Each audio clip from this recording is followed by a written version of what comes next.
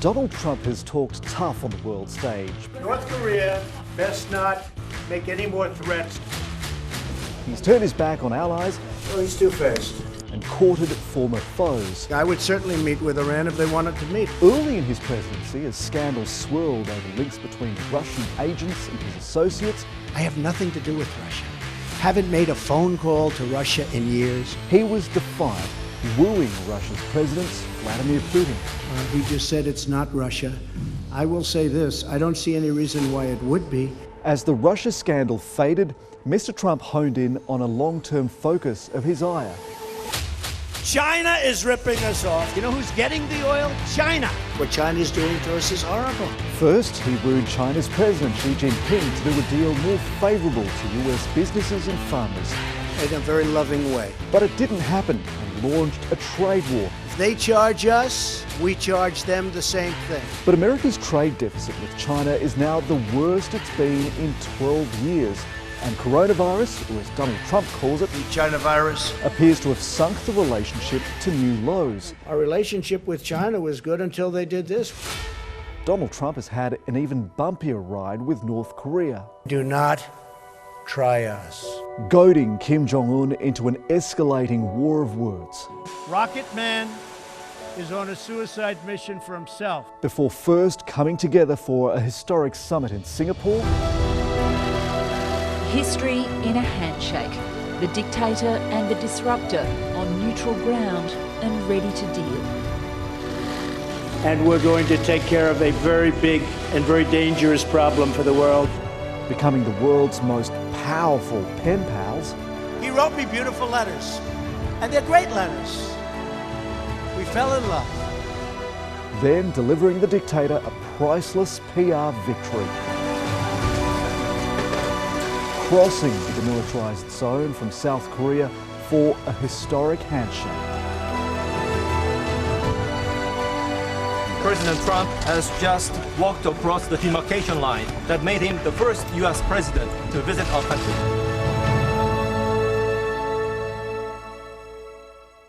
On Mr. Trump's watch, Israel has found favour.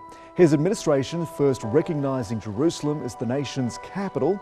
Today we officially opened the United States Embassy in Jerusalem. And then getting the United Arab Emirates and Bahrain to sign deals with Israel. The world did already have a deal to rein in Iran's nuclear program, Frankly, it was totally one-sided. It should have never been made. Believe me. but that was brokered by Barack Obama and loathed by Israel. The United States will withdraw from the Iran nuclear deal. That's prompted mysterious bombings in the Persian Gulf, with oil tankers attacked, a US drone shot out of the sky, Donald Trump ordering an airstrike on Iranian soil, calling it off just minutes before the bombs began to fall, and the assassination of the commander of the Revolutionary Guard. Soleimani's hands were drenched in both American and Iranian blood. None of this has done anything to get Tehran back to the negotiating table yet. Let's make Iran great again. In Syria, he's also kept the world guessing. My attitude toward Syria and Assad has changed very much. After first bombing the country in retaliation for a suspected chemical weapons attack, Tonight I ordered a targeted military strike. a year and a half later, he abruptly declared ISIS had been defeated in the country. We have won against ISIS. We've beaten them, and we've beaten them badly. And American troops would withdraw immediately. It was a policy met with condemnation by nearly everyone. His Secretary of Defense resigned the very next day. But Donald Trump didn't care. This was him making good on his promises. We want to bring our soldiers back home. These are the endless wars. There are now roughly half the number of American soldiers in Syria than there were back in 2016, and IS was left without its leader. Last night, the United States brought the world's #1 terrorist leader to justice. Abu Bakr al-Baghdadi is dead. While Mr. Trump has brought old enemies closer, America's other allies, its NATO partners, have been given some distance, stung by complaints they don't spend enough on defence. We're like the piggy bank that everybody's robbing. And dodging questions about the organisation's relevance.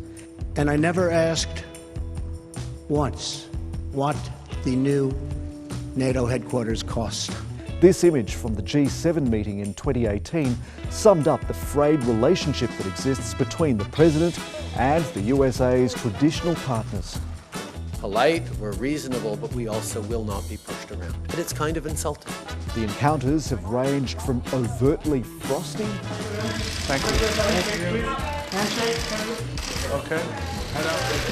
to overly friendly. I would say the highest level of special. Now, am I allowed to go? Am I allowed to go higher than that? And sometimes outright vigorous. Thank you, everybody. He hasn't won many friends among his cohort.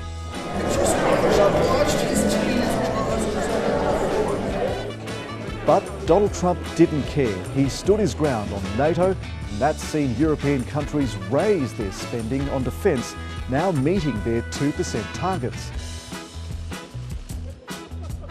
As for Australia, I have a lot of respect for Australia. I love Australia as a country. after a testy first phone call with then Prime Minister Malcolm Turnbull, The President had a very cordial conversation with Prime Minister Turnbull. we've largely flown under the radar with the Trump administration. So far under the radar, there wasn't even a US ambassador here for the first 2.5 years.